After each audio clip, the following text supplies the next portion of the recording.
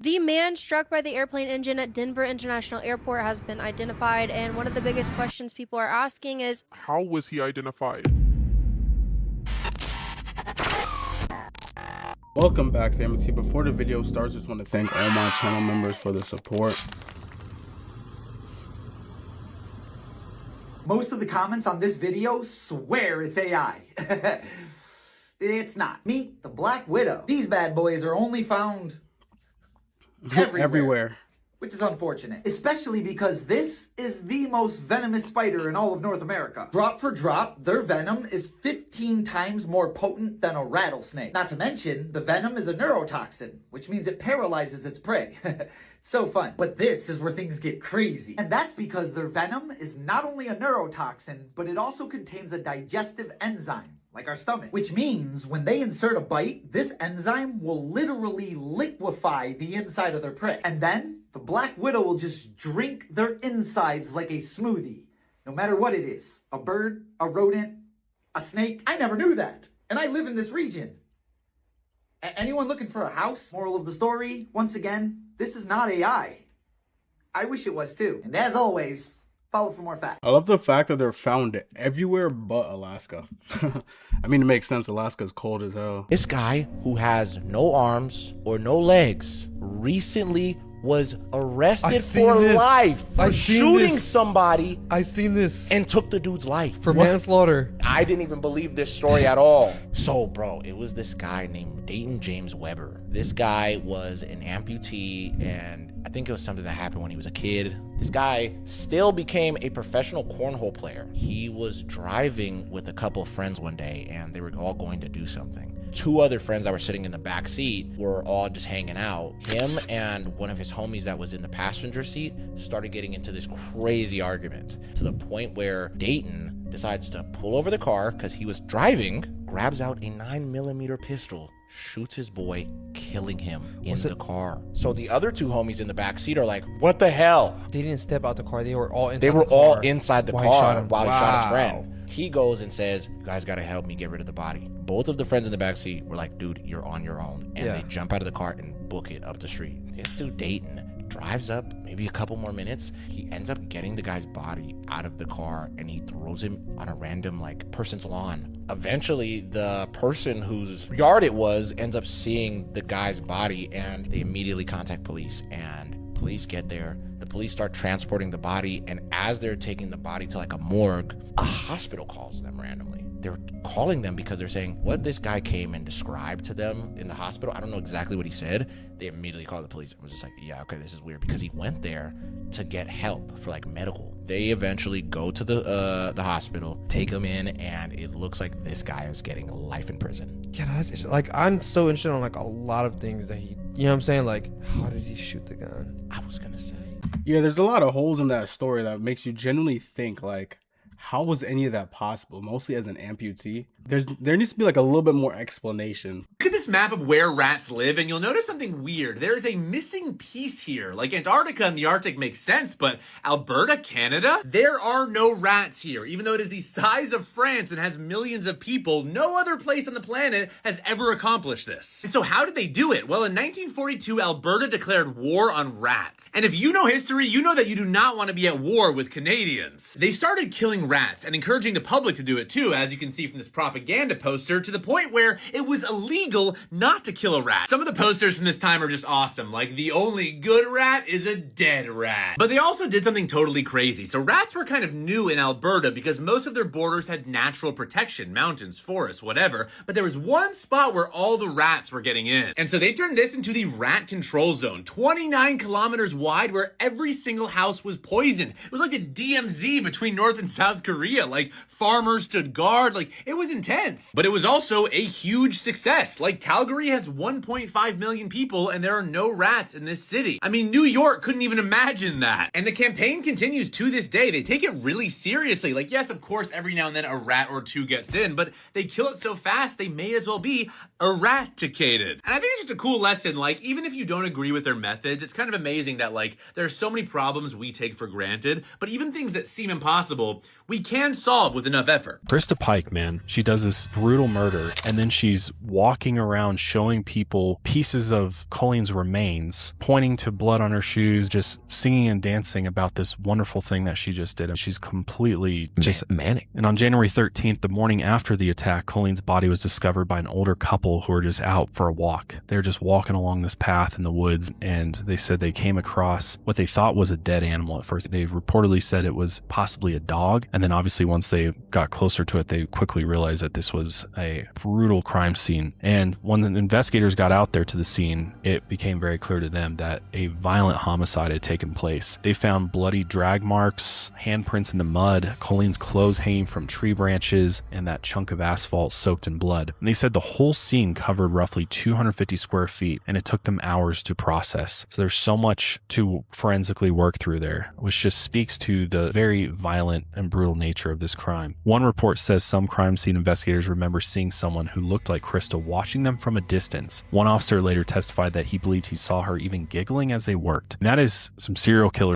right there, to return to the scene of the crime, to watch, to see what you did. Did it giggle? Frankly, I would believe the officer. Yeah, I wouldn't be surprised if Krista wandered back over there and was trying to secretly watch what they were doing. But the most shocking part, of course, was Colleen's body. Her head had been beaten so badly that at first investigators could not tell if they were looking at the front of her skull or the back. She was covered in so much blood that they did not even notice the pentagram carved in her chest until her body had been cleaned at the morgue. There were so many cuts and stab wounds that the medical examiner said it was hard to even keep count. Her and Tadero, it's just unbelievable. I mean, Krista is the primary aggressor here, of course, but what? Oh my God. Detectives quickly came to believe that this was a very personal attack and not just a random act. So it didn't take long for them to trace the evidence back to Job Corps, because the one thing that Krista did not do was cover her tracks whatsoever. And after word spread about Colleen's murder, a woman actually called in a tip. Her daughter was in Job Corps and had told her that she was afraid of these students who were practicing Satanism. So detectives went over to the center and pulled the sign-out sheet to see who had left the night that Colleen was killed, and that's where they got the first big clue, because of course there was Krista, Tadero, Shadola, and of course Colleen, and all three of them had signed back in, but Colleen never did.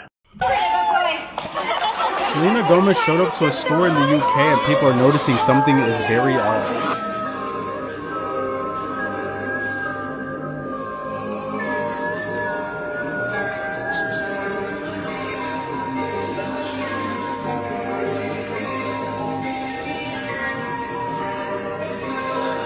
To me, it just kind of looked like she was just like off it. Like, you know what I'm saying? Either that or she's a robot or a clone. This is the only time in history a U.S. president has done an arrested carrier landing. In 2003, George W. Bush boarded a Lockheed S-3B Viking using the call sign Navy 1, a call sign that's only ever been used once in history. That aircraft launched from the USS Abraham Lincoln for a short flight near the California coast before heading back. After a successful landing, Bush stepped out wearing a naval flight suit and then gave the famous Mission Accomplished speech. A speech that implied the Iraq War was over, but we all know how that ended. This story made me want to stop going to the restroom by myself as a woman. There was a school teacher named Yumi who one night went into her bathroom and immediately felt like something was wrong. Now, Yumi lived in Japan, so they had these squat toilets, and when she looked down into the hole of her squat toilet, she felt like she could see something like a man's shoe. So she ran outside of her bathroom to where the septic tank opening was, and she looked down into the septic tank pipe, and that's when she saw a man crouched in her septic tank like this. Now, this is coming from a whole deep dive I just did on the Heart Starts Pounding podcast on urban legends and the true stories behind them. But a man had clearly gotten into Yumi's toilet through the outside and crawled so they were face up looking at the hole. Now, this man was dead, and when the coroner was called to clean him off so he could look at him and see what had happened, he noticed two terrifying things. One, there were no wounds on this man's body indicating that he had been shoved down there, meaning he most likely crawled in there on his own accord. And two, it was Yumi's boyfriend's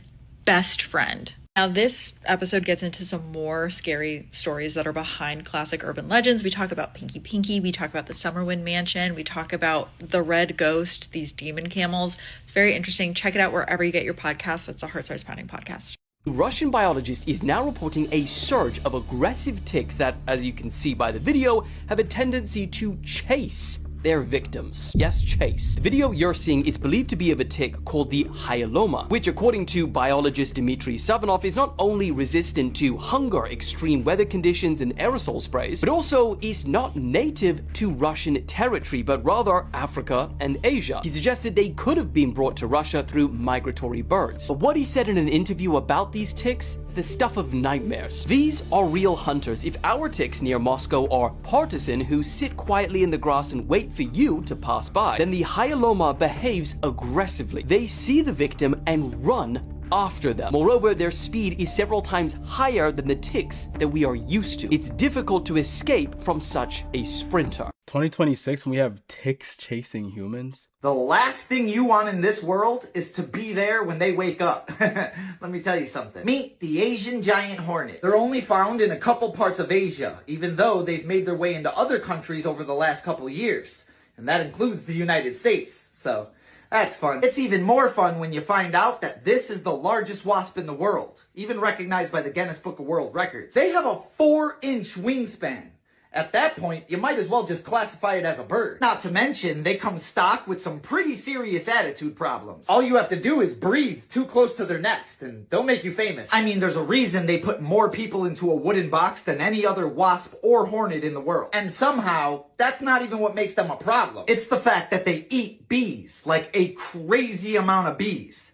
Like it's dangerous to the ecosystem amount of bees. According to researchers, 50 of these hornets could wipe out a colony of 50,000 bees. That's 1,000 to 1. I don't even like them, but that's impressive. Moral of the story, nobody, not even the bees, want to deal with them. So do us all a favor and put that lid down. And as always, follow for more facts. Footage has just surfaced showing the moment a Frontier jet hit a person on the runway in Denver. The footage we have here is from a security camera provided by the city of Denver, and it runs just 6 seconds. I think it shows something we all imagined from the start, that this individual did this on purpose. The footage stops right as the individual is about to be ingested. Not that I'd be able to show the rest of it anyway. Yeah, I remember hearing about the story like around 2 weeks ago. Like, I think it was like May 10th or something like that. Like, it was a crazy story. This dude apparently ran onto the runway in Denver, and he got completely obliterated by the plane engine. A lot of people on board saw flames, smelled smoke. They thought like the whole engine blew out, which it pretty much did. But this also shows how safe planes really are, because when the plane was about to take off, it was around like what, like 100, I think 120 to 130 miles per hour. It hit this dude, destroyed one of the engines, and still managed to stop safely and let everyone off. The man struck by the airplane engine at Denver International Airport has been identified, and one of the biggest questions people are asking is, how was he identified? As disturbing as it is, airplane engines are very strong, and when something like this happens, there's not usually very much left to identify. With that being said, they were able to use the fingerprints left behind at the scene from the fence that he scaled to ID him. And this is where his background becomes part of the story, because his fingerprints were already in the system due to his criminal history. Before we get into his criminal history, I am not insinuating that he deserved what happened to him. However, it is relevant and could possibly explain his mindset of why he chose to do what he did. So this is 41-year-old Michael Mott, and he had a very long criminal history in Colorado with reportedly 20 plus arrests, all of them dating back to 2002. These include allegations and convictions ranging from trespassing, shoplifting, DUI, resisting arrest, domestic violence, burglary, assault, and assault on a peace officer. One of the most serious cases was in 2005 when he was arrested in Cortez on an attempted murder allegation involving a gun. That case, however, later resulted in a conviction for second-degree assault, causing serious bodily injury with a deadly weapon, and he was sentenced to 6 years in prison. Reports also say that while incarcerated, he faced additional charges, including felony assault and an alleged attempted escape from custody in 2017. And just about a month before the airplane incident would occur, Mott was reportedly arrested in Colorado Springs on allegations including felony trespassing,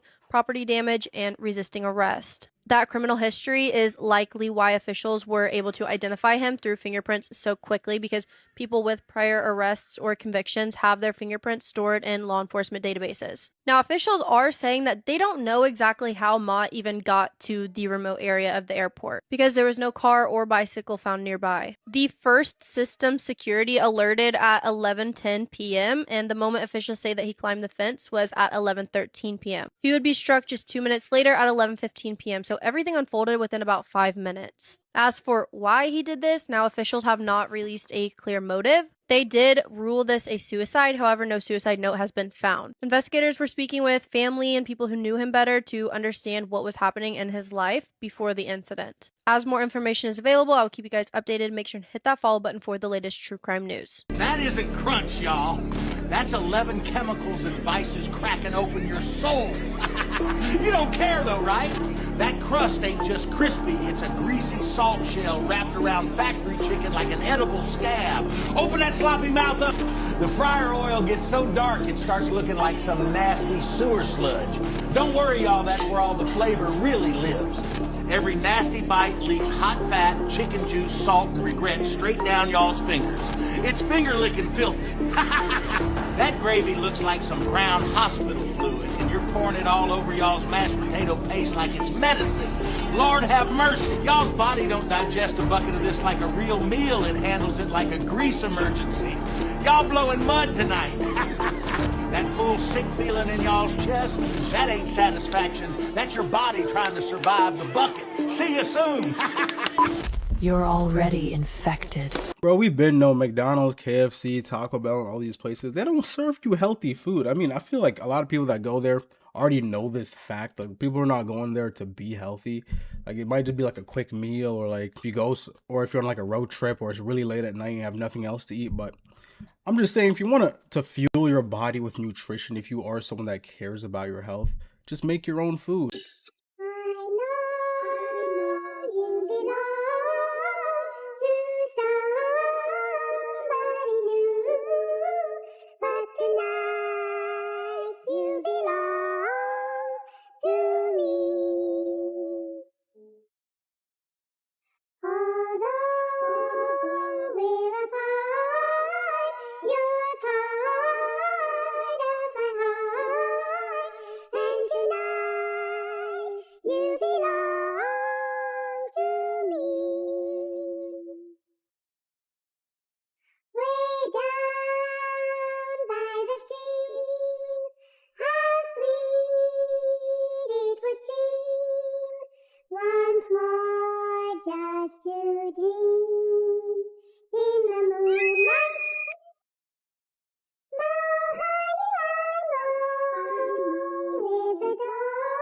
Colorado just banned every single pet store in the entire state from being able to sell dogs or cats, and it all comes back to where those dogs are actually coming from. So if you're somebody that lives in Colorado, you literally cannot buy a dog or a cat from a pet store anymore because the governor just signed it into law 5 days ago, and it takes effect in 2027. A controversial bill that would ban pet stores from selling dogs and cats in Colorado. Now, supporters say it would shut down what they call the puppy mill pipeline. They even named this law after a puppy mill dog that didn't end up making it, and the reason why they did it in the first place is because of the entire puppy mill pipeline. Breeders mass-produce puppies in insane conditions, and then brokers will truck them across the entire country, and then pet stores sell them for thousands of dollars. A lot of these dogs will actually end up showing up sick or inbred, and families end up spending even more money on vet bills just trying to keep them healthy. There are over 10,000 confirmed mills in the US alone, and 45% of them have never even been inspected. Hello? Colorado is now officially the 9th state to do this. California, Maryland, Illinois, Maine, New York, Washington, and Oregon have all passed the same ban, and Minnesota is doing it right now. So the question really is, should every other state follow this new law? Did you guys know our military killed an actual giant in Afghanistan? The hair of this being was red. The skin was pale, white.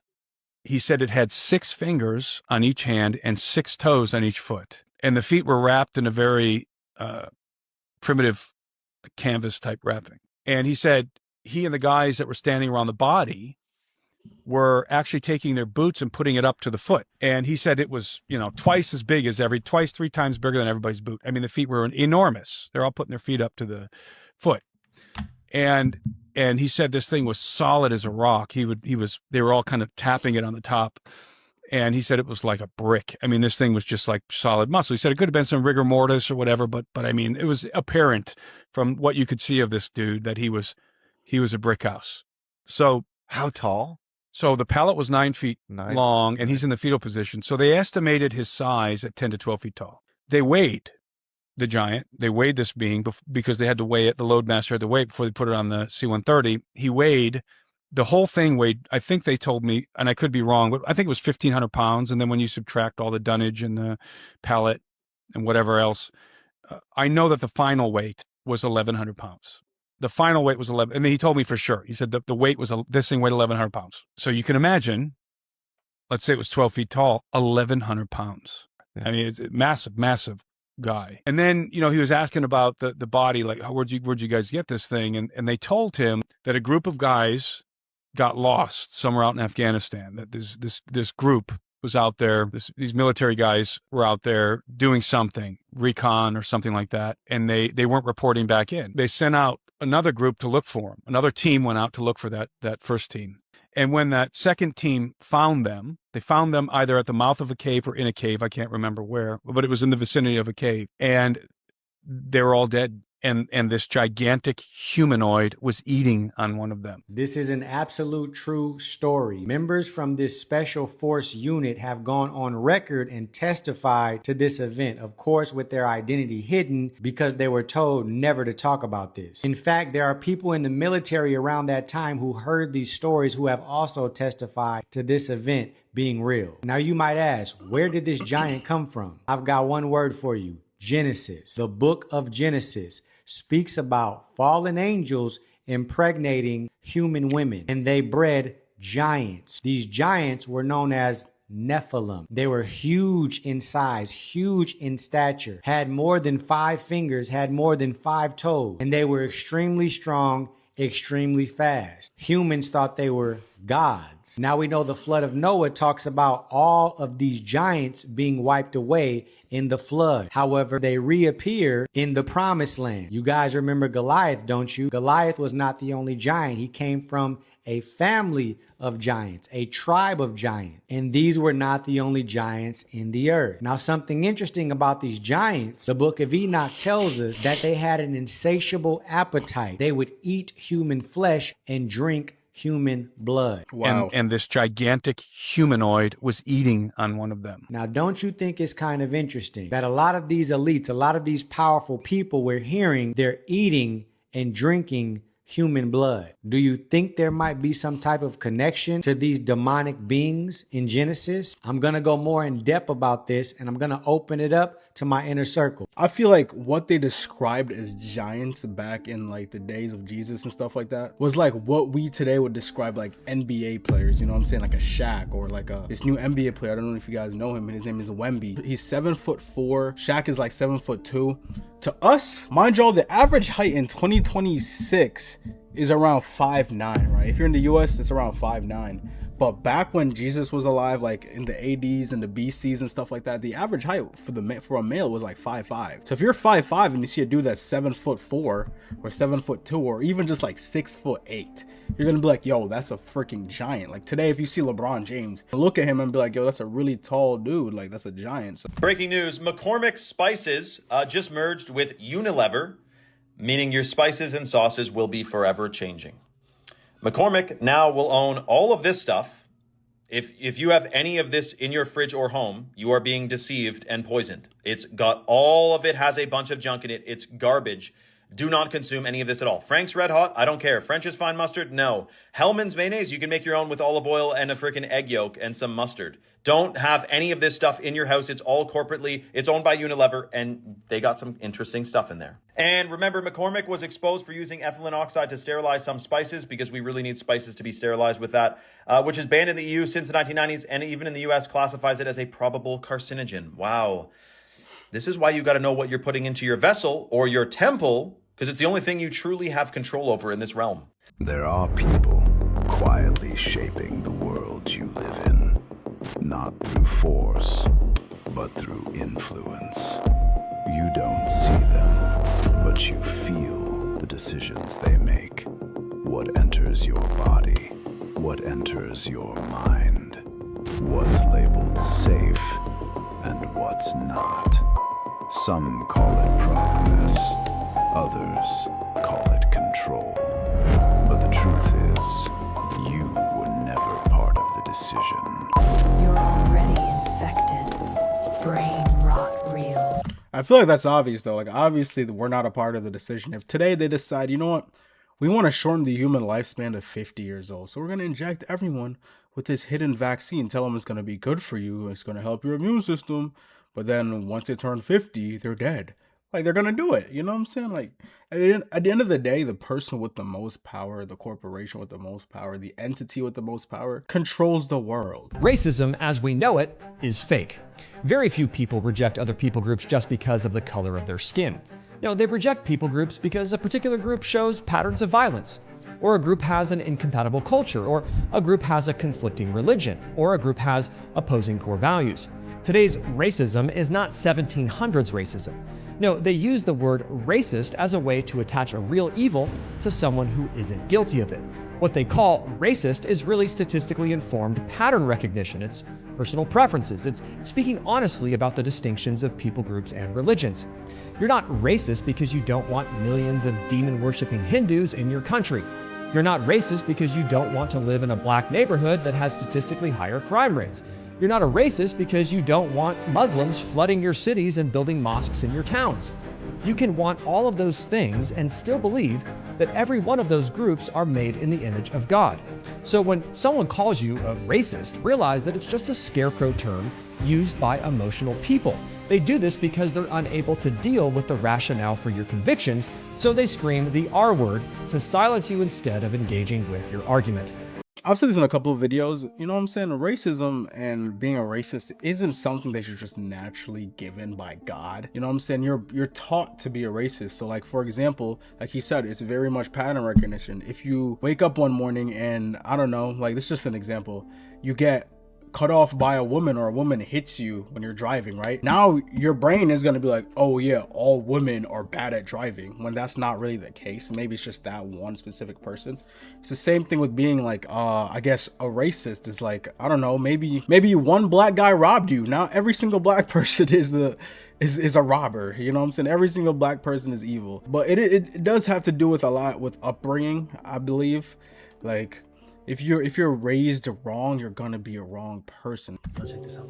Julian Bryant, recognized as an Epstein Island survivor, said that she witnessed Epstein shapeshift into a reptilian devil-like creature. Let's check this out. Talk about that. So waking up in a lab, this was not on the island. This was in New Mexico. On the island, I saw him Okay.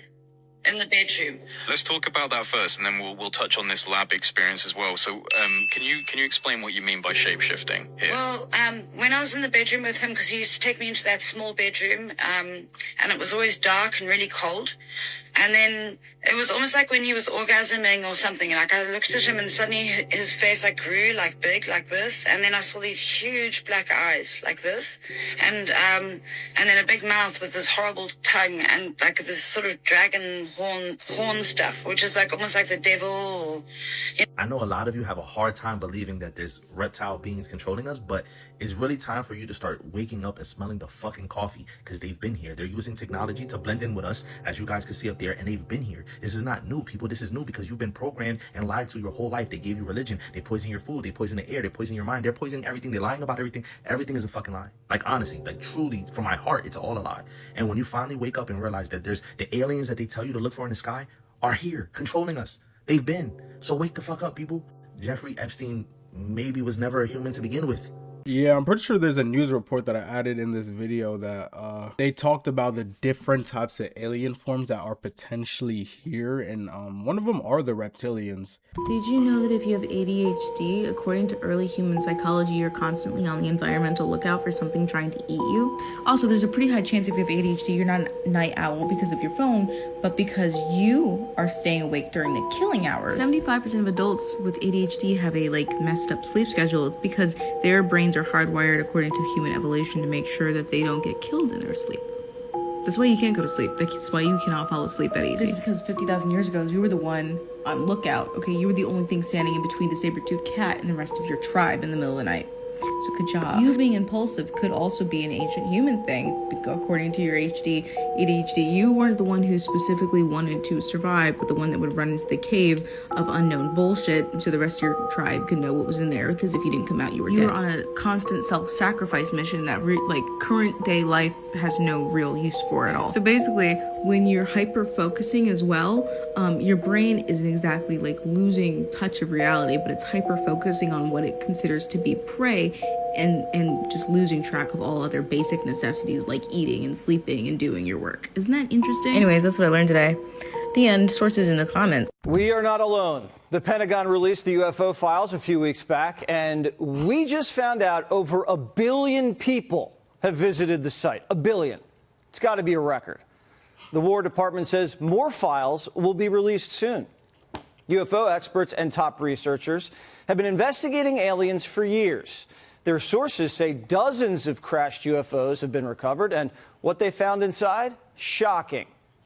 And do people think that there's one type of non-human intelligence that's visiting the Earth, or is there many, many types? People who have been involved in recoveries have said there are at least 4 separate types. Now, I have not had direct access to that, but I believe the people who I talked to. 4 different types of life. 4 different types of life. 4 different species of aliens. Another scientist called them Greys, Nordics, Insectoids, and Reptilians. All of them have 2 arms and 2 legs, just like us. Experts speculate the reptilians are scaly with long tails, like a lizard. Insectoids look like a praying mantis. The Greys look like your classic movie alien, and the Nordics look like a regular Swedish guy, but 7 feet tall. We haven't seen the evidence, but Pete Hegseth says more evidence is coming, and there are a lot of believers in Congress. I have seen evidence in a skiff that leads me to believe there are things we cannot explain, and I have observed things that are of non-human origin and creation. That's my opinion. Releasing the files isn't easy. They've been hidden for years, and a lot of people want to keep it that way. Hey man, like I said, chat, if Obama came and tell us that like he's heard that aliens are real, but he's never seen them, which I think he's obviously seen pictures, but not like seen them in person. And then Trump went on to say that he just dropped classified information. I'm gonna believe it. You know what I'm saying? I'm gonna believe that aliens are real, if I'm being honest. But like, maybe not in the way that they're specifically saying. Maybe it might be a lot different than we think it is. But to a sense, yeah, I do kind of believe it. If the universe is truly infinite, it's too much of a low chance for there not to be anything else. Are aliens real? They're real, but I haven't seen them, and they're not being kept in what is it? Area 51. Area 51. There's no underground. Barack Obama said that aliens are real. Have you seen any evidence of non-human visitors to Earth? Well, he gave classified information. He's not supposed to be doing that. You know? So aliens are real. Mackenzie Cirillo wasn't convicted because she got in a tragic accident. She was convicted because investigators, prosecutors, and eventually the judge believed that she used her car as a weapon. More specifically, to kill her boyfriend Dominic. Wow. Unfortunately, Dominic's friend Davion was also in the car, but in prosecutors' own words, she just saw him as cargo. Wow. She had complete disregard for their lives and after the fact, complete remorse for their deaths. On July 21st, 2022, Mackenzie was 17 years old and she was driving a Toyota Camry in Strongsville, Ohio. In the passenger seat was her 20-year-old boyfriend, Dominic Russo, who's on the left, and in the back seat was their friend, Davion Flanagan, who was 19. By about 5:36 a.m., they would both be dead. When police got to the crash scene, it was so severe that the officer described the car as basically looking like it had been cut in half. The car ran into a brick wall at 100 miles per hour with zero attempt to stop. Mackenzie's head and body had been pushed underneath the steering wheel area. Now, Davion, who had been in the back seat, was found on top of the passenger seat area lying over Dominic. Dominic was still in the front passenger seat underneath him, but his side is where it took the most impact. The boys both had severe trauma and were pronounced dead at the scene, but Mackenzie, she was still breathing and alive. In fact, in the body cam, you can actually hear her kind of screaming out. Everyone had to be cut out of the car. At first, many people thought it was just a tragic accident. In fact, Dominic's dad and sister supported Mackenzie for the beginning. But then they start investigating, and the vehicle's black box would show that in the final seconds before impact, the accelerator pedal was pushed all the way down. In surveillance videos of the car, you can see that she is going very slow, intentional with her turns, but then later on, she is just going full speed. She quite literally had her foot pushing the pedal all the way to the floor. At no point did she attempt to brake. And yes, the brakes worked. A mechanical expert inspected the car and found no mechanical or electrical failure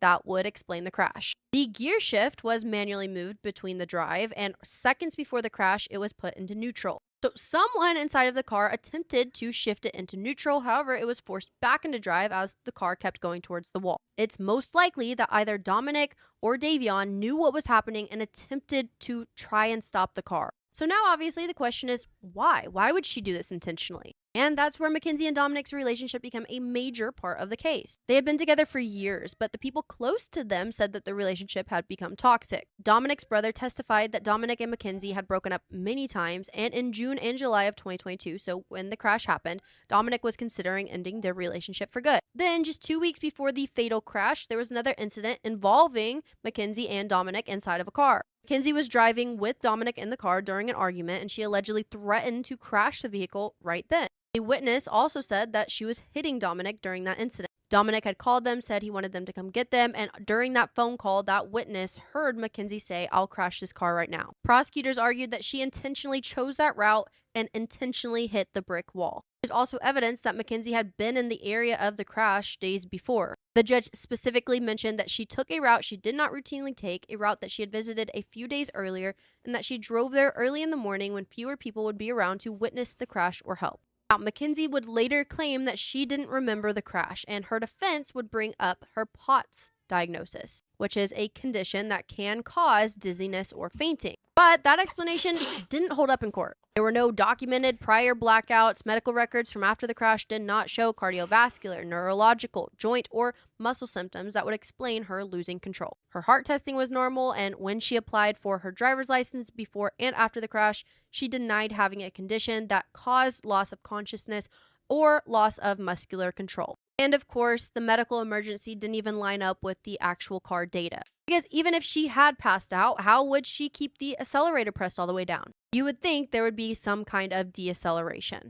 And this doesn't even begin to cover her behavior after their deaths. While Davion's family and Dominic's family were grieving, prosecutors argued that Mackenzie showed a lack of remorse. At sentencing, the state showed videos and photos of her at a concert, celebrating Halloween, which is pictured here, dressed up as a corpse, all while the investigation was still going on. Never once has she accepted responsibility for the crash, intentional or not. And if you're wondering why, well, take a look at her parents. They seem to encourage this kind of behavior. Wow. Everything, even in the new documentary, the focus is still very much on her version, her pain, her future, her loss, while Dominic and Davion are the ones who never got to come home. By 2023, Mackenzie would be found guilty of murder, felonious assault, aggravated vehicular homicide, drug possession, and possessing criminal tools. She was sentenced to life in prison with parole eligibility after 15 years. The judge called the crash a result of a selfish, intentional, and cruel decision. My first thought is like, I'm genuinely surprised that she even survived that. You know what I'm saying? They said they found her folded under the steering column and she survived. And it's crazy to me that out of everyone that survived, it was the person that did it. Like, you would think the dudes in the back would have survived or something, but nah. She was the one that survived with no lifelong injuries. RIP to those boys, man.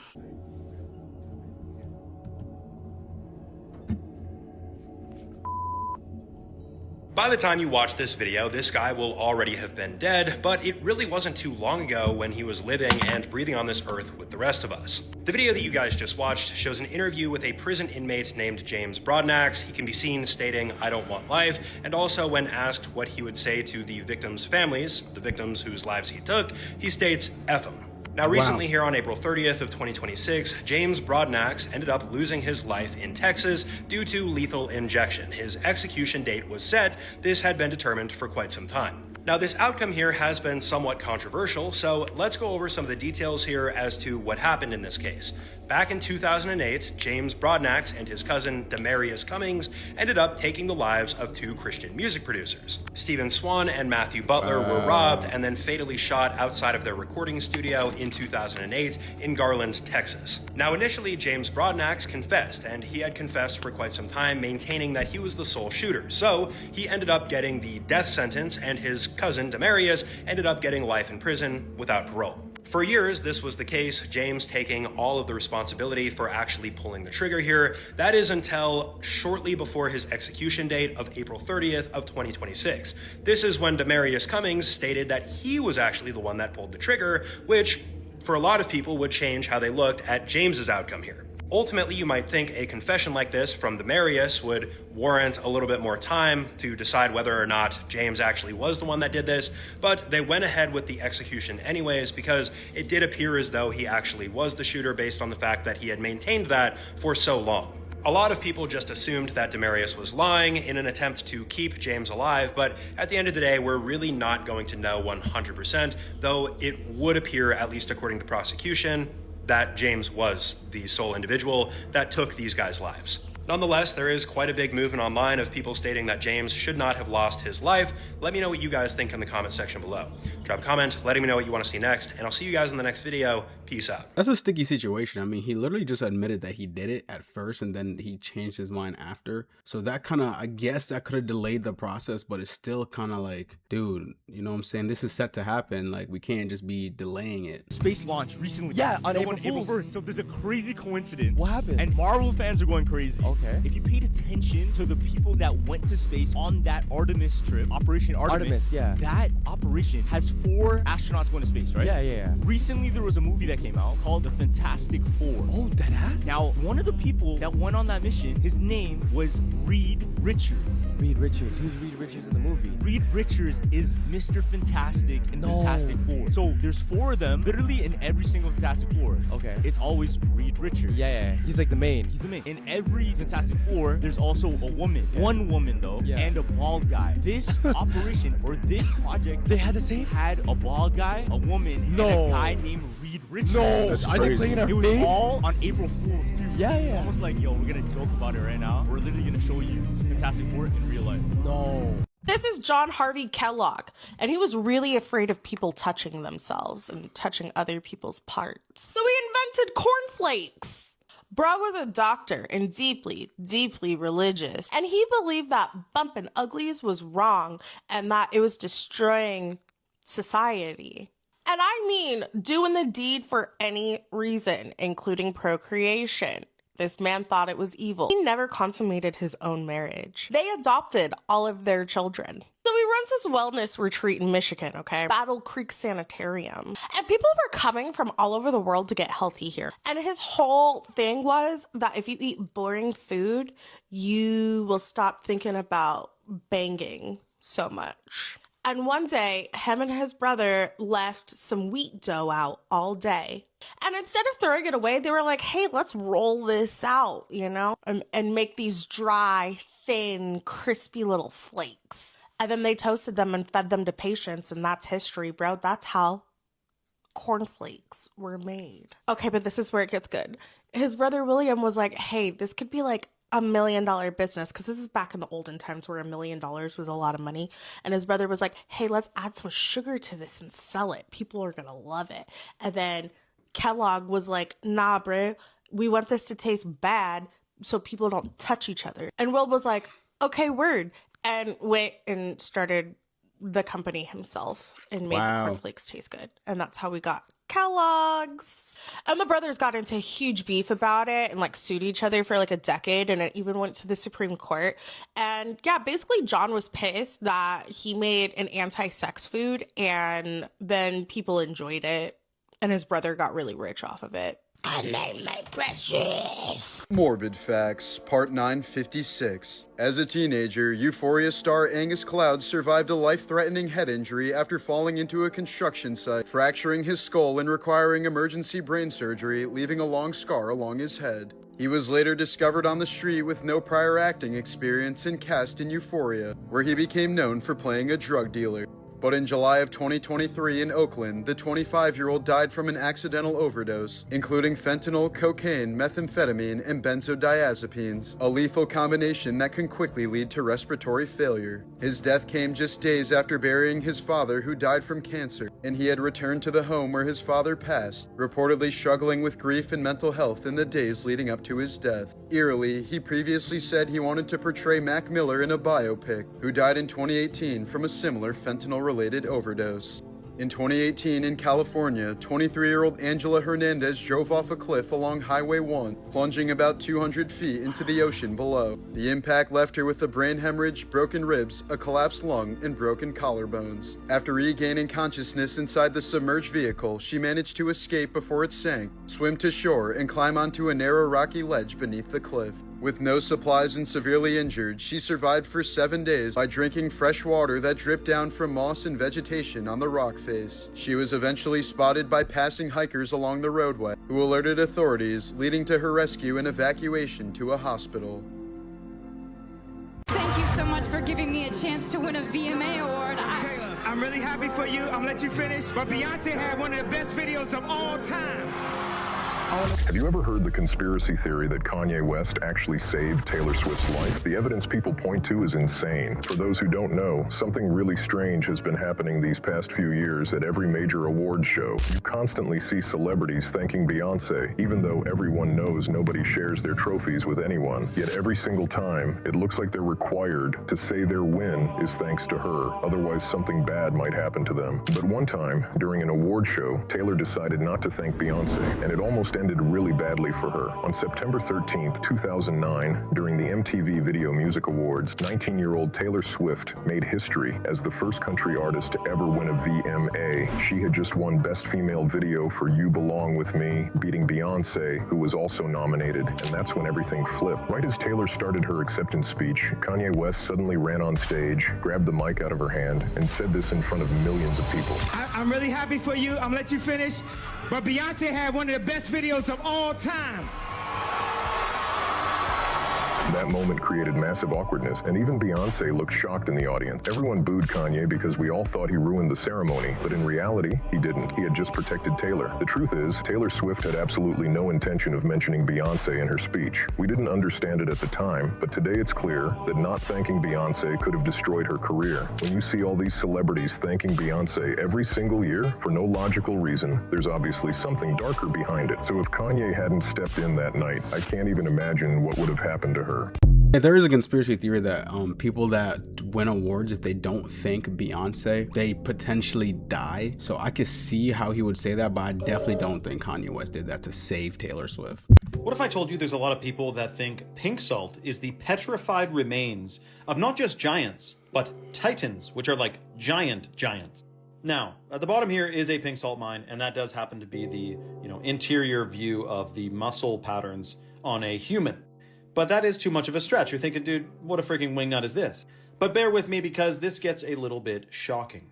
Now, many people think that there's a lot of petrified remains of creatures that they just chalk up to being wind blew in a funny direction and, erosion and all that. It does look like a hard-pressed thing to have happen from wind. But if you go into the ancient texts and you translate them, the Titans were bigger than the giants, which we know they wrote all about as well. We're talking like 400 feet tall, some even taller, which again is so shocking. You don't even believe in giants. How are you going to believe in Titan? Now, yes, we have many movies and cartoons of Titans. We're talking Godzilla-sized, like crazily gigantic creatures. Too far out, right? But if the trees, here's a normal tree stump, here is a Table Rock Mountain in Oregon. How did it get flat? How did this mountain, quote unquote, get flat? In nature, very few things are flat, especially rocks. Now, the ancient story is, this is what it says in the book of Enoch, that there were giants all around the earth, many titans, but many giants, and they were like cannibals, and they weren't good.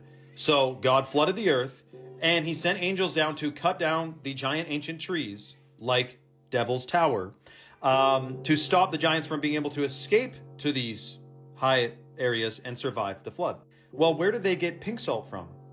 A mountain. What would be a place to go to if there was a giant flood? A mountain. So, did a giant titan lay down and petrify on top of the ground, or a mountain rather, in Afghanistan, turn into salt, and now we're eating his muscle fibers? Let me know your thoughts in the comments below. Dude, that is a insane theory. That's kind of like a stretch, but you know what I'm saying? People believe what they want to believe. There's only one rule to entering Earth. Forget who you are. Earth isn't just a planet. It's the greatest experiment in the universe. Consciousness came here knowing it would forget everything, to see if, even in total darkness, the light could be remembered.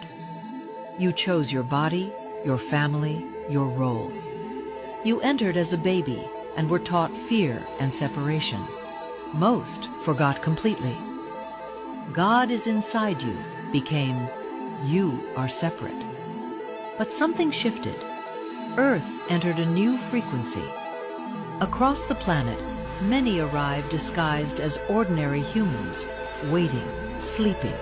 And now, they're waking up, remembering who they are, dreaming a new Earth into being, built not on fear, but on love.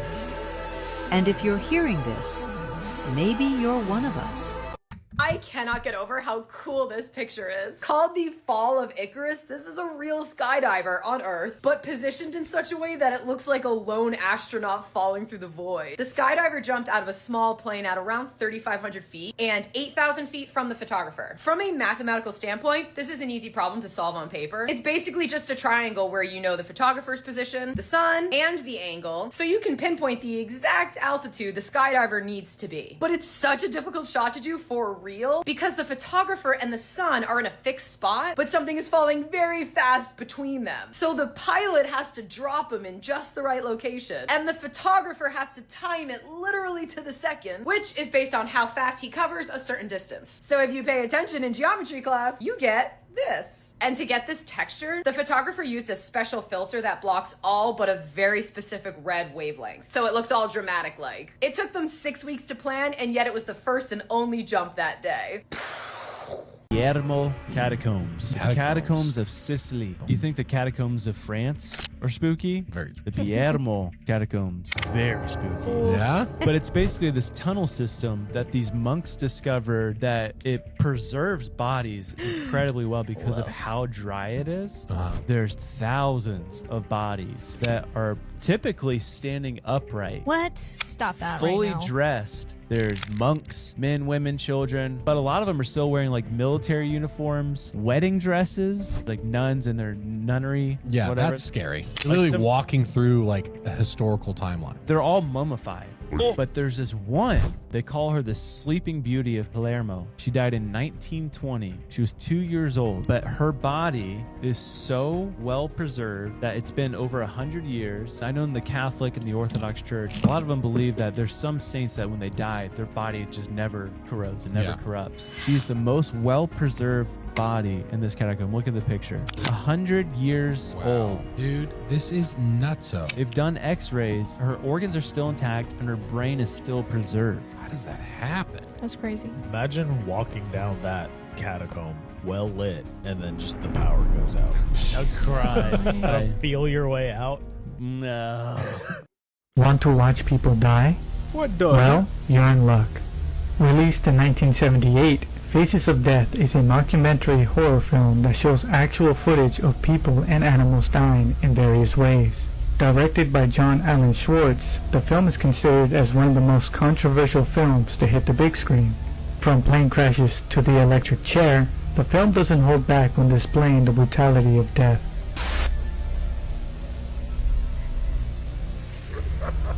Not enough for you? No problem. The original Faces of Death grew so much popularity that it eventually became a franchise of 9 separate films, with the latest one set to be released on April 10th of this year. Directed by Daniel Goldhaber, this Faces of Death follows a moderator who discovers an online group reenacting the deaths of the original Faces of Death.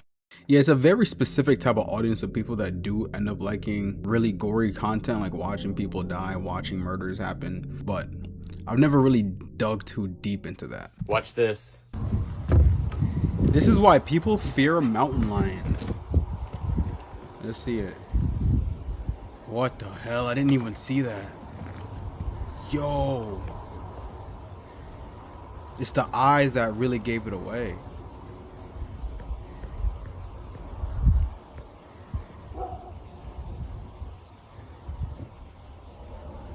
If he closes his eyes right now, he's disappearing. Just that blink alone did a lot. Wow.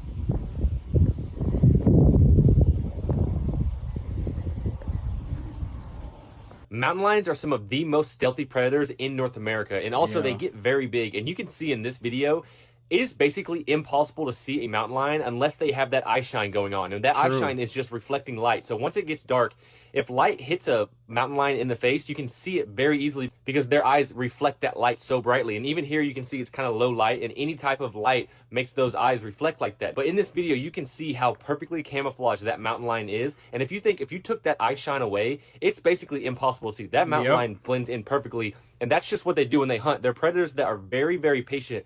And they will sit and wait to the perfect time. They don't rely on speed to get their prey down. They'll get as close as they can, as quiet as they can, and then once they're close enough, they'll just burst at them with a little bit of speed, grab their prey, and then it's pretty much over. Yeah, that's what happens when it comes to these animals. Like, a lot of them don't like to overextend their energy. You know what I'm saying? It's always like precise and just direct. But this is actually 100% real. You guys might call BS, and you know what? That's fine. But what I am going to tell you is, believe it or not, this is actually real.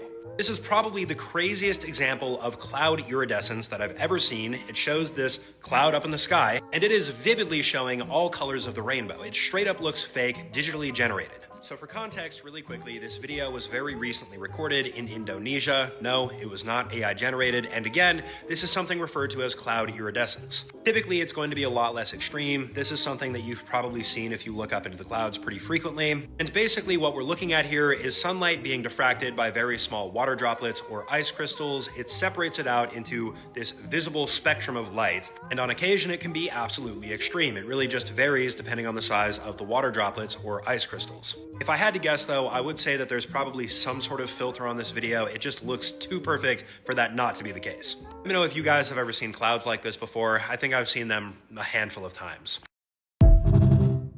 Yeah, I have, but not a lot, like he said. What did I just witness? What the hell? Let me explain. Meet the bombardier beetle, also Bombardier. known as the chemical cannon. It's basically a fully carnivorous beetle with a built-in chemistry lab. Inside their body, they have two chambers. One holds hydrogen peroxide and the other holds hydroquinone. And then they have a third chamber where these chemicals mix together, which results in an acid that sits at over 200 degrees Fahrenheit. As Paris Hilton would say, that's hot. And they could spray this chemical with precise accuracy whenever they feel threatened. Not to mention, they could spray over 500 times per second. That's a chemical Gatling gun. In other words, all of those ants are about to get super soaked in boiling acid. They don't even really have predators. I mean, occasionally a frog or toad will eat them and then throw them right back up because the beetle sprays in their stomach. Science hurts. Even a praying mantis won't mess with the Heisenbug. Gangsta. Moral of the story, if you're ever feeling down, just remember, you could be a bug dealing with that. And as always, follow for more facts. I wonder how they don't hurt themselves when they do that, because he said it's directional. So obviously when it points at a certain direction and it hits a part of its body, I wonder how it doesn't. I wonder how they avoid like self-damaging themselves. President of Israel took a rather long route from Israel to Kazakhstan yesterday, avoiding many Middle Eastern and a few European countries. This flight, if taken direct, would have been roughly 5 hours, but in this case, it took around 8. And interestingly, the plane flew straight through Russia, but avoided Belarus, who's an ally of Russia. This is insane, guys. A couple days ago, this judge in South Korea was found dead inside a flower bed with severe injuries and a suicide note in his pocket. The same exact judge that was recently responsible for more than doubling the former First Lady's jail sentence. Now, for context, Kim Kyun-hee was the wife of former President Yoon Suk-yeol, who got impeached back in 2024, but she herself ended up being accused of many crimes as well, like taking bribes and manipulating the stock market. At first, the lower courts in South Korea actually found her innocent of some of these charges, but when the case reached Judge Shin Jong-oh, he basically overturned the ruling and more than doubled Kim's jail sentence from just 20 months to 4 years. And now, just 8 days later, the guy's suddenly found dead with a note that reads, "I am sorry and I am leaving of my own accord." What's even crazier is the fact that this isn't even the first time something like this has happened. Back in 2024, a senior official from South Korea's anti-corruption body was leading an investigation into First Lady Kim's bribery charges. She had been accused of receiving a luxury handbag in an incident that became known as Pursegate. And that senior official was also later found dead with a suicide note in his pocket. Now, despite all these strange coincidences, nothing suspicious was ever found regarding that death. And in the case of this judge, investigators have said yet again that there is no sign of foul play. And in all likelihood, once again, nothing will ever come out of it. David is 100% cooked, even if he doesn't get the death penalty. Oh yeah, definitely. Bro, recently messages between him and another girl that he allegedly dated came out. Did you see them? I didn't see the messages, but I heard about this, and I told you, bro, that they found out there was like 2 or 3 other girls that were underage that he was talking to. And allegedly, I even heard that he even had other girls that were underage in different houses. Really? Yes. To my knowledge, I heard they were alive. But these messages, it shows him texting, I guess, this other girl who's underage. And let me just read you a little bit. So from what I see, it says, "Real, you as a chat member is suicide, not gonna lie." That's David saying that. Then the girl says, "LMFAO." And he goes, "Imagine getting hacked by my alter ego." And then the girl goes, "I don't know how I have that character. I would def win a Itami fight off." He said, "No, you would not." She said, "Proof?" And he said, "Going against me, you def not winning against Itami," which is his alter ego, right? And then this is the other part of the message that gets very disturbing. This girl says, "I would karate chop that B," referring to Itami. "How would I not win against you? Let's be real." And then he goes and sends her a picture of Kai where it looks like Kai's arms are cut off. What? And then he says, "You, after me and Itami, cut both of your arms off." And then she put ... That is insane. And did he end up cutting Celeste? He did do that. Apparently her arms off and a bunch of other stuff. Yeah. He basically was like blurring the lines, it seems like, between this manga character that's based off of him in real life where like this character has an alter ego named Itami that is a serial killer. David's character, the normal one, solves all the murders. Yeah, I'm gonna lie, that's insane. That is insane that he would say that, and we already know what pretty much happened to Celeste. It appeared that this China Eastern Airbus A350 was trying to power back from the gate using thrust reverse, something that's rarely done now. It didn't go so good. Here's the view from the terminal. Into the jetway, backing out from the jetway, you can see damage in the wing root, and then back into the jetway with parts falling off of it. Of course, everybody in the passenger cabin got to see the accident happen real time. I wonder if they still used that plane for that flight, because at that point it's like, me as a passenger, I would be a little bit concerned because I know planes are really strong and they can withstand a lot of damage. Anything could have happened, and maybe a part of that building could have slipped into the engine or something. You know, the original Spinosaurus fossil got bombed during World War II, so that's why we didn't know anything about it for a really long time. So the original Spinosaurus fossil specimen was found in Egypt around 1912, and then it was stored in this paleontology museum in Munich, Germany. Well, during World War II, the Allies came in and they ended up bombing this museum and completely destroyed everything in it. There was no remains of the fossils left. And believe it or not, this was a terrible loss because this was the most complete fossil we had found, and we actually didn't find another decent fossil for another 100 years since that one was discovered. And because of this, all depictions that we have of the Spinosaurus after the 1940s were solely based off the descriptions and sketches of those original bones. And so for a long time we didn't know if it walked upright or if it was strictly swimming around or if it was like a walrus, like that design. But I heard this conspiracy theory I liked about how the United States was jealous of the possibility of another country having a larger carnivore than them, than the T-Rex. And so we deliberately tried to destroy this thing out of patriotic drive to have the largest theropod, the T-Rex. And anyways, that's just all speculation. It's not not true at all. But anyway, Spinosaurus, very epic. It's really sad we lost him, but I love Spinosaurus. The new logo for Donald J. Trump International Airport has finally been revealed. If you're unaware, Palm Beach International Airport will very shortly be named after the sitting president. And the logo for that airport was just shared by Eric Trump. There's not a lot to comment on here. It's pretty plain, but I see a lot of people in the comments saying it should have been named after Palm Beach Pete instead. What do you think? If they named it Palm Beach Pete Airport, yo, that'd be hilarious. I'm pretty sure I also heard reports that Trump wanted to change someone off the dollar bill. Something like that. I'm not sure if that's true, but I've heard like rumors about that. Obviously, he wants to change whoever it's going to be to himself. What animals look like without necks? Dog.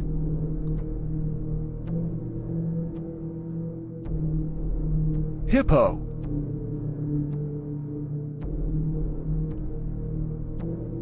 Duck.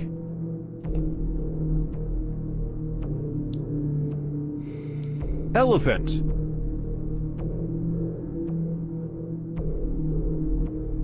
Camel.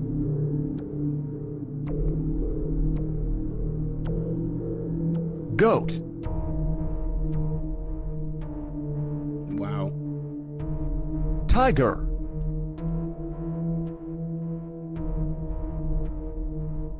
Donkey.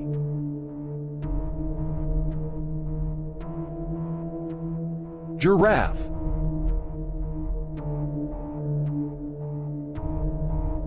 Kangaroo. Still got a little bit of a neck. That's creepy. Okay, breaking news. If you're a student watching this, halala.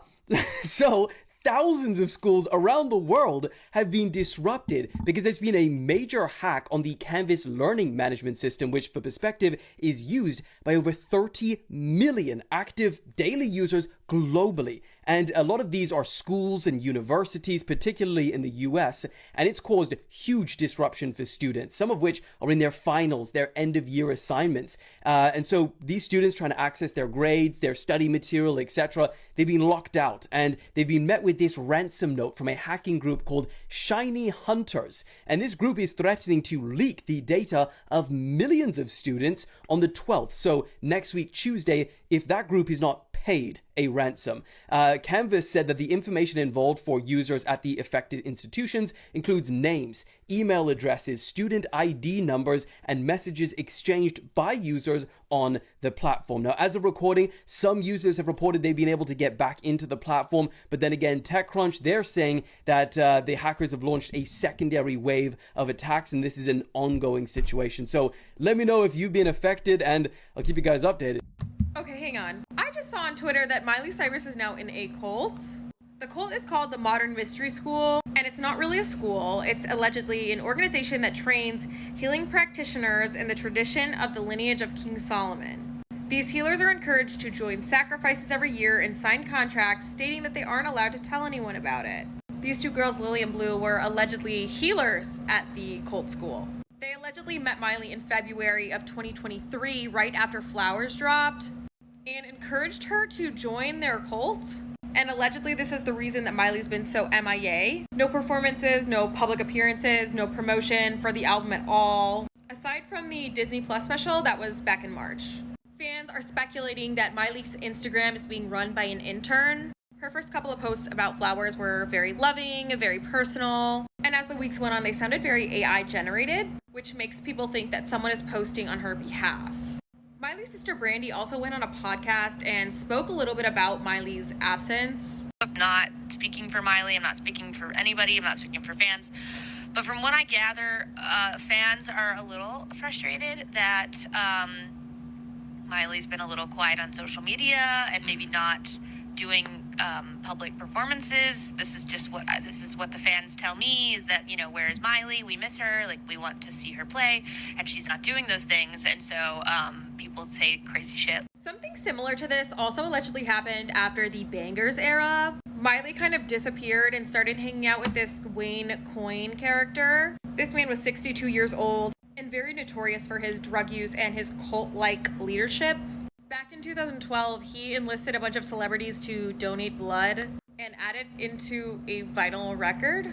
The two also performed together back in May of 2014, and during this performance, there were accusations of drug use. There are also concerns that Miley is very easily manipulated and influenced by the partners that she's with, kind of picking up the hobbies and interests of whatever partner she's dating at the time. And this is a picture of Miley with these two girls again, Blue and Lily, from one of their healing cult lectures in May. This is obviously all alleged, but it is really odd. And I just hope that Miley's okay. Leave your thoughts below, guys. Oh my god.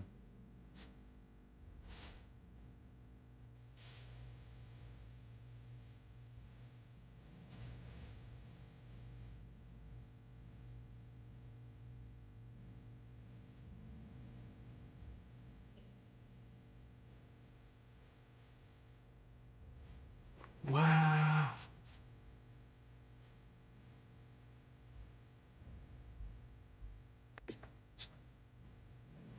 What's some other stuff? I don't know. All right, well, I'm here. And what's your name? Devon. All right, well, I'm just talking to Devon, and I can't... It was January 2016 in Quincy, Illinois, near the 800 block of Chestnut, when shots rang out. According to the story, Devon Hawkins was sitting at home inside of his house when one of the bullets was fired into his home and struck him directly in the chest. Now, according to Devon, he got his son out of the room, then he went to the hospital to receive treatment, but he was released just a few hours later after checking into the hospital. So that shooting took place at just after midnight, and a few hours later he was out and about, out from the hospital, out on the street smoking a cigarette, and that's when he ran into the reporter with a local news station in Quincy, Illinois, which obviously led to that infamous interview that you just saw, where he describes being shot in the chest as a petty wound. And he just appears to be genuinely extremely chill after being shot in the chest just a few hours prior. I mean, he's not in the hospital, he's not seeking care, he's not even at home. He's out on the street smoking a cigarette just a few hours after being shot near that exact location, with the people still being on the run. Now, sadly, a few years later, Devon would actually be arrested himself, not on charges related to this shooting, but for FTA speeding, driving on a suspended license, and the transportation of alcohol. I don't know what that means. Maybe open container in the vehicle. I don't really know. I don't know what ended up happening to Devon after this arrest, but yeah, this clip is just one of the craziest things that I think I've ever seen. And obviously, right after it was uploaded to YouTube, it got millions of views back in the day. If you want to listen to more true crime stories, check out the podcast that I co-host with my wife, Courtney, Murder in America, available now on all streaming platforms. The craziest part is, too, he's like, he got shot in the lung, like right here. You know what I'm saying? And he was just completely fine smoking a cig. What a G. I am so glad you did not attack it. And you did not attack it. Ho, ho, ho. Two things. Number one, that is not a skinwalker, and number two, I'm glad that you didn't try to go out of your way to harm this perceived skinwalker. This is initially a creepy TikTok video that I got tagged in. It shows this creature walking in the distance. It's dark around, so it's kind of hard to tell what it is. We can see that it kind of looks like a dog. Something is off though, and a mention of this being a skinwalker. Good news here, it's not a skinwalker. Instead, it is an actual dog, and it's a dog with a certain deformity known as short spine syndrome. This is the result of incomplete vertebral development, which leads to dogs looking like they have a very compressed spine, no neck, and usually results in a lack of mobility. Fortunately, dogs with this condition can live long, happy, and normal lives. Of course, there's a little bit of extra care that you have to put in, like elevated feeding, for example, and checking to make sure that internal organs are not being compressed, but it's just a dog at the end of the day. If this is something that you'd never seen before, though, I do understand why this would freak you out. Yeah, it does look scary. At first, I thought it was a skinwalker or a fake, but nah, it's just a dog with a disability. Just declassified multiple photos of UFOs. The government is starting to release different photos of UFOs, the most interesting of which is this picture taken on the moon. As you can see in the picture, there are 3 lights, and according to the government, those lights are unexplained. In addition to that picture, there are also many other UFO pictures being released on a rolling basis, and some composite sketches of what these UFOs might look like. So be sure to come back here and I'll keep you updated as all this news comes out. The one on the moon looked kind of sketchy. Cirrus SR-22 pilot drew this incredible image with his flight path on Friday, presumably for either Remembrance Day in Canada or Veterans Day in the US. This clearly depicts a soldier as well as a grave, and it took him roughly 3 hours. But the same pilot, or at least the same plane, does these types of images, it seems like, all the time. This one says, "Let's go Blue Jays" from a few days back. And then he drew the Toronto Blue Jays logo as well. Definitely a cool idea and wonderful execution, I might add. And thank you to Veneno in my Discord for showing me this. Sometimes when I see images drawn from plane flights, I kind of wonder, like, how do they distinctly know what is drawing? Like, do they have like a radar that they see that can see the flight pattern? Wow, another Drewski skit drop. Let's watch it, chat. Okay, like that. You ain't going to no big city. Massive lecture. I'm going with or without you. Rudy, stop talking like that. Stop. Hey, what are you niggers doing over there? Get out of here. Hey, what are you doing? Run, And cut! Fantastic. I need more American slave. Okay? Like struggle. Yeah, the struggle. Sort of like the dialogue, like the back and forth banner. Absolutely. Yes. See, this role was sort of a bit cheeky. I got a little bit out of my comfort zone, you know.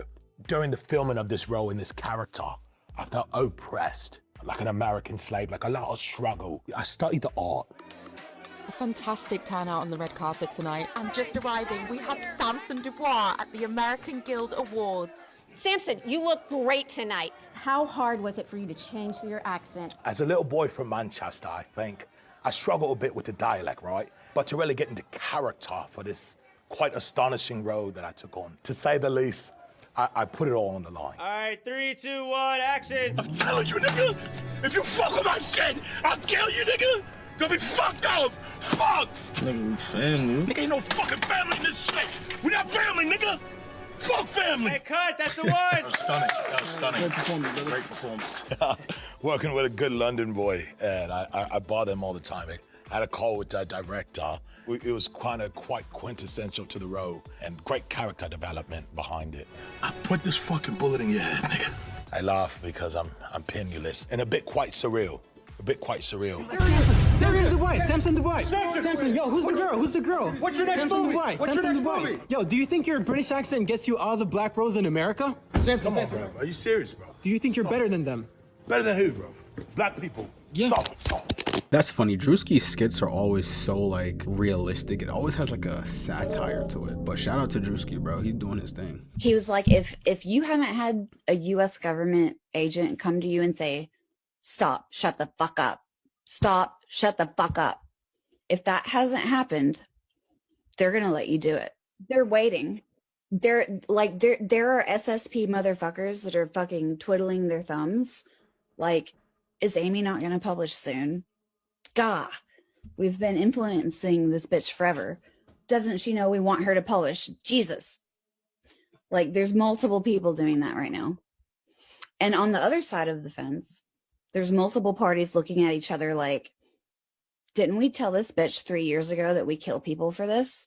Is she not listening? What is she doing? She's still doing it? What? We told her we were going to kill her 3 years ago. So I have these two different scenarios floating constantly in my life where I have people being like, do it.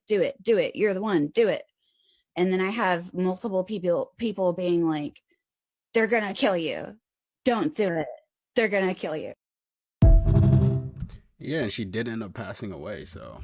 One of the richest countries in the world has just come up with a very interesting solution for bullying in school. Caning the bullies, I guess. So from 2027, schools across Singapore will introduce a new standardized anti-bullying strategy which applies to kids as young as 9 years old. Interesting to note that scammers and bullies will now face similar punishments in the country, because just 5 months ago, Singapore also introduced a mandatory caning of between 6 and 24 strokes if you're caught scamming. Now, of course, I don't imagine any kid is about to get 24 thrashings, because there are conditions to this. Firstly, a caning will only be allowed as a last resort, depending on the gravity of this misconduct. And also, the student's maturity and circumstances will need to be considered, and it has to get approval by the principal. So good luck if the principal hates you. Oh, and this will also only apply to boys. Girl bullies? you're safe. Singapore's education minister argues that this decision is effective based on research, but others worry this could psychologically harm the children getting hit. The question is, if a child bullies someone, should they be caned, or are there better ways to deal with this? My main question is, what the hell are they going to do for the female bullies? You know what I'm saying? The girls that are bullying each other, like, are they just going to leave them to be? And it's only the boys that get whipped?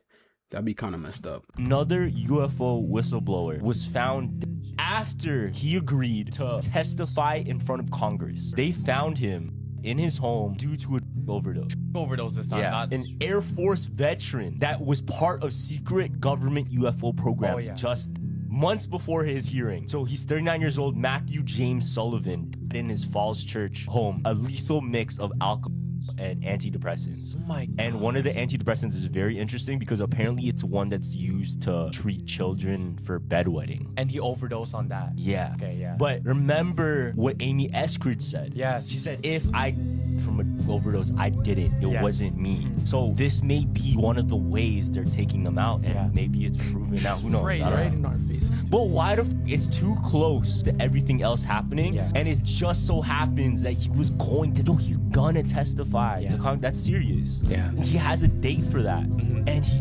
decides something's going on. They're listening for sure. Okay, you might want to sit down for this one. So, you know how there's a lot of ancient art with like UFOs and stuff? Like this one, 950-year-old medieval painting depicting like a mothership. Did you know that there's a lot of ancient artwork that's attributed to describing judgment?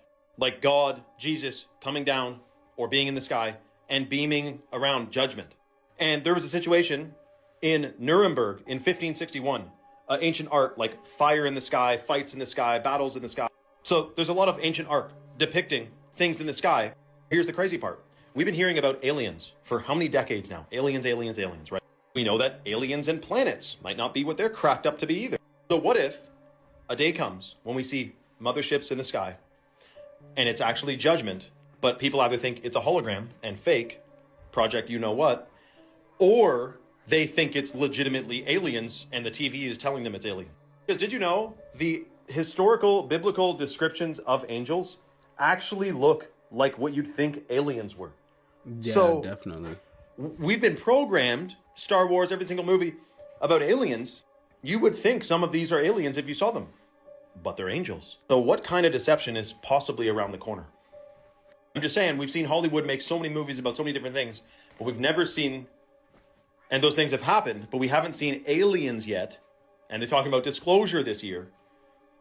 Programming. Delta is getting rid of food and beverage service on flights. Not on all flights, but on every flight under 350 miles, which is still significant considering that's roughly 10%, or around 200,000 flights a year. This change is happening on May 19th, and Delta says it's to make a, quote, more consistent experience across our network. Not to save money, I'm sure. This applies to all seats except first class, of course. Breaking news. This is the CIA headquarters, and someone submitted a Freedom of Information request, and they actually approved it and sent them a document about how the CIA had people in their organization remote view the Ark of the Covenant. Now, if you don't know what remote viewing is, it's the ability to perceive information and imagery of remote geographical targets. And the CIA has used people to remote view stuff all the time. They found a downed plane in the Congo that the transponder was broken on it. They couldn't find it. They got a girl in there who was remote viewing. Hey, where are the coordinates? She gave them the coordinates. They went to the spot and found this plane. This is not the first time the CIA has remote viewed something. A declassified CIA document from Project Sunstreak dated 1988 claims that the Ark of the Covenant was discovered through remote viewing. The document describes the Ark as a wooden, gold, and silver coffin-shaped object with a six-winged angel located underground in the Middle East and guarded by entities. Then it says that we as conscious humans can traverse these fundamental connections through the mind and actually perceive places, people, objects without having to be directly in their proximity, and this is what the CIA used to report the Ark of the Covenant. Now, this is the document, and I can tell you that you would not be able to remote view if it weren't for your pineal gland or your third eye, which these organizations know all about. However, most people's pineal glands are completely calcified. They are not working.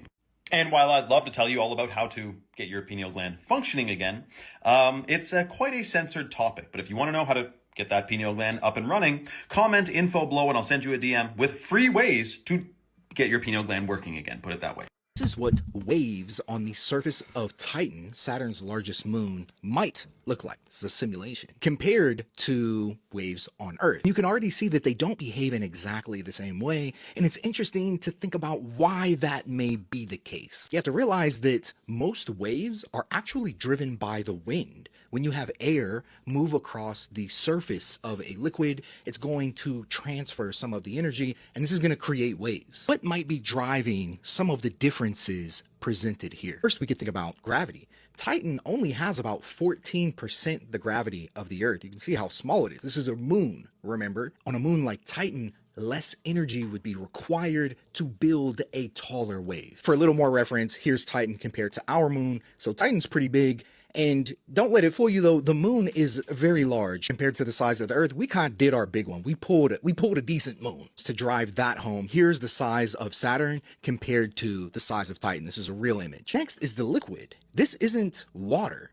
This is liquid methane and ethane on the surface of Titan. Liquid methane and ethane are much less dense than water. They're only about half the density of water. That's a big difference. Because they're so much less dense than water, it's going to change the way that energy flows. And I haven't mentioned this yet, but you don't want to go overboard on these seas. The temperature of liquid methane and ethane is around minus 180 Celsius. Wow. So would not be a good day. You'll be down bad, worse than jacking them for sure. Third is the atmosphere. Titan actually has an atmosphere that is thicker than the one that we have on Earth. I'm not gonna lie, this is peculiar. How does a moon with so much less gravity, so much less mass, hold on to an atmosphere that's thicker than the Earth's? It's the only moon in our solar system with a substantial atmosphere. That thicker atmosphere means that when the wind does blow, it can push on things more effectively. Put all that together, the lower gravity, the thicker atmosphere, and the lower density of liquid,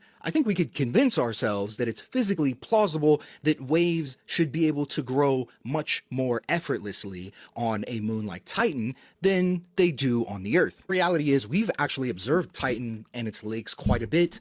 These are real images from the Huygens probe, which landed on the surface of Titan, by the way. This is the most distant object that humans have landed some spacecraft on. Very impressive. When we observe Titan, the lakes actually seem pretty calm. So it's probably not like this all of the time, but just based on the physics, I think that under the right conditions, this is pretty believable. And it's pretty cool to think about an alien ocean. Here's something that I think would be very interesting to do. Land another spacecraft, but this time a submersible that could swim around those oceans and just see what's down there. Maybe it's nothing, maybe it's something, I don't know. Thing too that plays a big factor on the waves and the way the ocean on Earth moves is the moon. So I'm sure with Europa, the planet that it's orbiting, which I'm pretty sure is Jupiter, also plays a factor into like the waves and how they move. I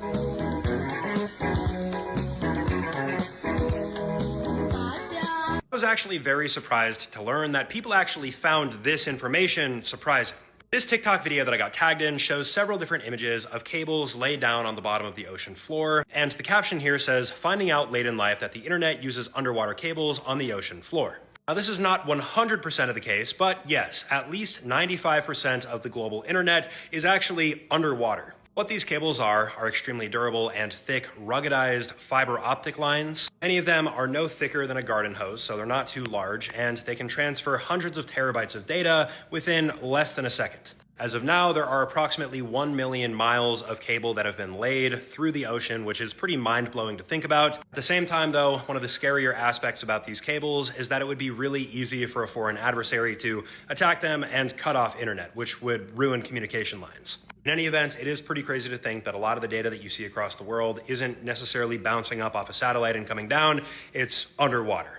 Cheese caves. So very similar to like the place Subtropolis. This is also in Missouri, in Springfield, Missouri. This is where the US government stores over 1.4 billion pounds of cheese 100 feet deep in this limestone cave. This started around the 1970s where the government was buying up all this milk to stabilize dairy prices. And so they started turning all this milk into cheese to preserve it better. And you know, that's known as government cheese, the cheese that they they will give to low-income individuals. And so still, they have a whole bunch of this cheese in a cave in Missouri. And so, yeah. Finally, we have the Yongyu Caves. So this was discovered in China in 1992. Local villagers started to drain some ponds in their area when they ended up finding 24 massive hand-carved caverns that really no one knows who built it. It possibly dates back to over 2,000 years ago. The way the walls are like precisely chiseled in this vertical alignment suggests that it was carefully planned out on how to build it. And what's weird is this engineering effort must have required such enormous labor, but this site was completely forgotten, it seems. No tools have been found in this area. There are no written records of accounts of this cave other than this obscure poem from the 1600s that kind of seems to mention them. And we also don't know where the 1 million cubic meters of excavated rock went either. It just seems like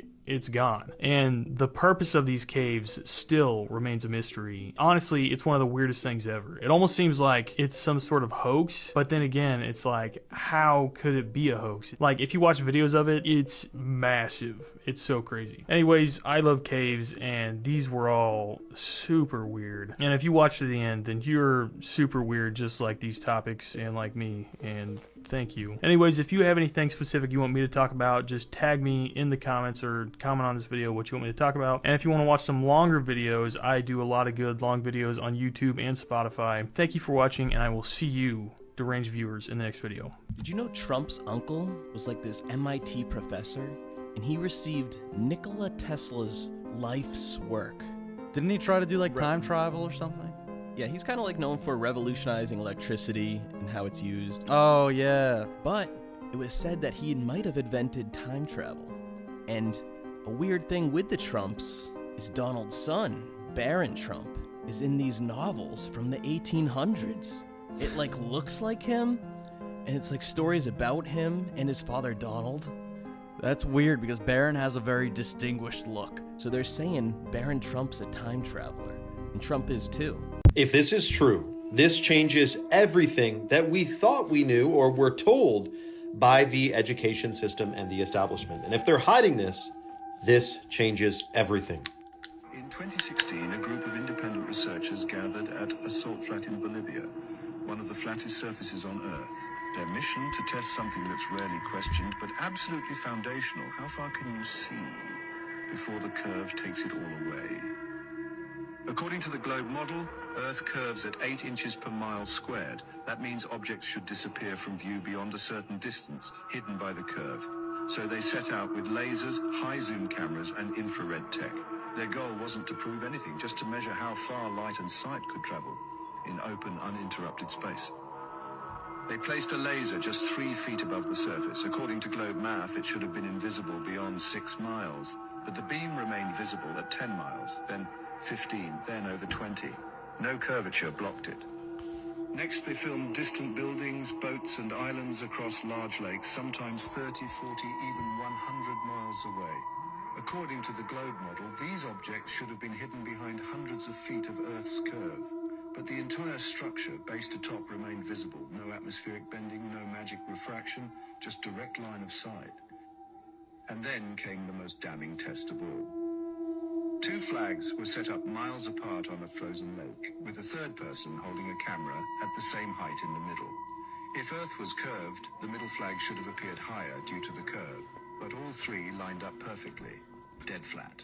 Okay, so forget the debate for a second. Just know that this happened. So what do we do with this information? It's flat. They proved it. There should be this curvature that there's not. Now, here's the question. Is it that there's like less curvature than they say, but it really is curved, but like not as curvy as we were told? Or is it like there's no curve, it's completely flat? If that's the case, what the Sam Dam are we on right now if it's not a freaking marble flying around in space? That is the question you want to be asking. And if it is flat, why would they hide it from us? I can tell you the going theory is it's easier to convince people that we're from a evolution than there was an explosion called the Big Bang and we grew from a fish and we turned into humans over billions and billions of years. It's easier to convince people that it's a random chance if we're this ball in space and there's a trillion odds that you even become a planet in the first place. Whereas if you're on it, something that's flat and it's not in space and it changes everything, it's more easy to believe and understand that we were created, not the result of a random chance. So that's the going theory with why they would hide this from us. Let me know your thoughts in the comments below and follow for more. I've heard stories about people doing a similar experiment to what he just described, and they said they didn't see the buildings or they didn't see the flags. So I guess I don't know who to believe. Morbid Facts, Part 660. When Alexander the Great died in 323 BC at the age of 32, his body reportedly showed no signs of decomposition for 6 days, astonishing the ancient Greeks and fueling the belief that he was a god. But modern medical experts have proposed a much darker explanation. Alexander may have suffered from Guillain-Barré syndrome, a rare neurological disorder that causes full body paralysis while leaving the person mentally aware. Wow. If true, it means he may have been mistakenly declared dead while still conscious, and was ultimately buried alive, fully aware of what was happening but unable to move or speak. In 1969, the Black Panthers launched a free breakfast program that fed thousands of hungry kids before school in the poorest black communities. But J. Edgar Hoover and the FBI saw it as a threat to national security, apparently fearing that it would make the Black Panthers look too humane. So in response, in multiple cities, police raided kitchens at dawn, tearing apart food supplies, and in some cases even urinating on the groceries, making it clear that feeding black children was more threatening than letting them starve. Strange Halloween costume that appeared during Trump's Halloween party. It's a McDonald's sign saying billions and billions served, with a child in a stroller, and the sign says order here right above it. I remember seeing that for Halloween, like that was Halloween 2025, where a lot of children dressed up in specific outfits and came to the White House, and this one girl dressed up as McDonald's, and that to me was just like interesting. With the billions of billions served, it was kind of like, we know McDonald's be putting humans in their meat, bro. We know this. NTSB reportedly now believes that the Air India 787 crash was deliberate and that the pilots made no attempt at recovery. We know from the initial report that both fuel switches were turned off shortly before the incident, an action that almost certainly didn't happen by accident. But now it's being reported that the NTSB and AAIB have clashed during the investigation. American investigators may have been banned from taking photos of the wreckage, and during an argument, the head of the AAIB said that India is, quote, not a third world country. Also, allegedly, the NTSB believes the Indian government will make sure the blame falls on a mechanical error when that may not be the case. I really think both of those pilots intended to crash that plane, because I feel like the way how the plane looked, where the nose was up like this, like it looked like they were still trying to take off. Like it looked like they weren't actively trying to bring the plane down. So I don't know what to say about that. I don't think it was necessarily intentional by the pilots. And I feel like if one wanted to do it, the other one wouldn't want to do it, unless they both agreed to something. But so this guy figures out a way to be invisible, and then he uses that power to rob banks. Now, the guy's name is MacArthur, and MacArthur is around 45 when the story starts, and he's living in Pennsylvania. Here's the thing about MacArthur. He doesn't really have a lot going on for himself. Like, he doesn't have a job or anything. He's just kind of bumming around. But he wants to make money really bad. So one day in 1995, he's just hanging out, minding his own business, and that's when his friend shows up. This guy, Clifton. And Clifton, he's kind of a career criminal. Like, he's robbed a few banks the year before and didn't get caught. So Clifton tells MacArthur something that's about to blow his mind. He tells him a cool fact about lemon juice. It can be used as invisible ink, like if you heat it up. And MacArthur's like, oh, well, that's neato. And Clifton is like, well, if it makes your writing invisible, maybe it can make a person invisible. And MacArthur's like, whoa, what if it could? So they decide to try it out. MacArthur, he gets a lemon and he squeezes the juice all over his face. Now, of course, this burns his eyes and he can barely see, but then he gets a Polaroid camera and he takes a selfie. And this actually works. When the picture comes out, MacArthur isn't in it. Now, I don't know if it was because the film was bad or if he was accidentally pointing the camera slightly away from himself when he took the picture because he couldn't see because his eyes were burning. Either way, he's just staring at this blank Polaroid like he's just witnessed a miracle. And then Clifton comes over and he sees it too, and they both start losing their minds. And neither of these guys are very smart, so they become convinced that lemon juice makes you invisible and that they are on to something amazing. They think they've discovered an invisibility hack and that this could really change everything we know about everything. Now, at this point, they could run to the local media and share their discovery and maybe try to get on the local news or something. But that's not what they're gonna do. Instead, they're gonna use this information to try and rob a bank. So they get to work, and they plan it all out, and they choose a local bank they want to hit, and then they get a gun. Then they head to the store, and they get a bunch more lemon juice. After that, I guess back at their house, they pour this lemon juice all over their faces. Of course, the problem with that is that the lemon juice starts stinging the shit out of their eyes. And I'm sure they're like crying and whatnot, like, it stings! In fact, it gets so bad that there's a point where they can barely even keep their eyes open. But whatever, they don't care. No pain, no gain. They are determined to rob this bank, and they're gonna do it without anyone seeing them, and they're gonna get away with it and be millionaires, damn it. So MacArthur and Clifton, they head over to the bank, and they are so confident in their new invisibility hack that they don't even wear masks. No masks, no disguises, nothing. They're just raw dogging this robbery. And so, boom, they barge into the place and they scope it all out. Then, suddenly, MacArthur pulls out a pistol, and he probably shouts something like, "All right, everybody be cool, this is a robbery." And Clifton is probably like, "Any of you fucking pricks move and I'll execute every motherfucking last one of you," or something like that. So MacArthur goes over to the bank teller, and he orders her to give him all the cash. And of course, the teller is freaking out, and she gives him a bunch of the money in a bag, and allegedly, he says to the teller, "Don't worry, I do have a face, it's just invisible," as if she can't see him. Anyway, then MacArthur and Clifton That was leave corny. the scene. And I guess the bank is not that big because the teller only gave them about $5,200, which even in the 90s isn't a lot for a bank robbery. Regardless, these guys believe their plan worked flawlessly, and they're all excited in their car, and they're like, let's do it again. So they drive directly to the other side of the city to another bank. Now, allegedly, they are still super confident that they are invisible to the human eye. And they feel like they don't even need to reapply the lemon juice. Like, once was enough. I guess the juice will last all day. So they get to this second bank, and they go inside, and they scope the place out. And once again, they're ready, and they start all over again. One's like, "Everybody down on the floor, hands where I can see them." And the other's like, "Nobody moves and nobody gets hurt." Then MacArthur points his gun at the bank teller and he demands the cash. And this is an actual still image from the security camera. You can see here MacArthur pointing his gun. Anyway, the teller gets all the money they have access to and they put it in a bag, and MacArthur and Clifton collect it and they flee the scene and they drive home. Once they get home, they're both excited again. I mean, these idiots feel like they've fooled everyone, and now they've got all this money because of it. And so it seems like they're just gonna keep going, robbing banks and believing they have this magical invisibility power. Until the reality of the situation sets in. The reality is, these guys are out here robbing banks in broad daylight without masks, and their faces are all over the bank's security cameras.